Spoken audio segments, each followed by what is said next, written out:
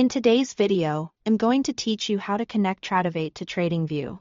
By the end, you'll have your TradingView charts linked directly to your Tradovate account so you can monitor markets and route orders from one place. First, open a chart on the TradingView website. Any symbol or time frame will do. The key is to be in an active chart window because that's where the connection tools live.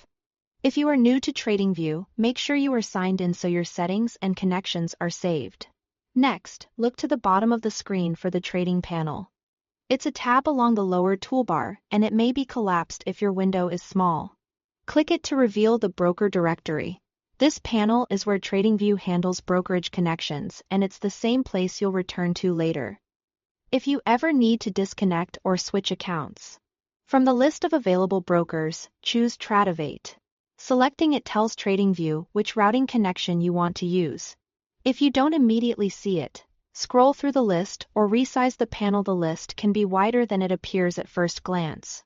Click Connect. A secure login window will appear. Sign in with your Tradovate credentials exactly as you use them on Tradovate's own platform. This authorizes TradingView to link to your account without you needing to juggle multiple platforms during the session. If you manage more than one account, double-check that you are using the credentials for the account you intend to trade. After you've signed in, you'll be asked to choose between Demo and Live. Pick Demo if you are practicing, testing strategies, or using an evaluation account such as those from TopStep or Apex. Demo mirrors market behavior without risking real capital, which makes it ideal for refining your approach and meeting evaluation requirements. Choose Live only when you are ready to trade funded capital and you are sure the account, symbol permissions, and risk settings are in place. Taking a moment to confirm this selection helps prevent accidental orders on the wrong account. Once connected, you should see a confirmation inside the trading panel, and your broker status will show as active.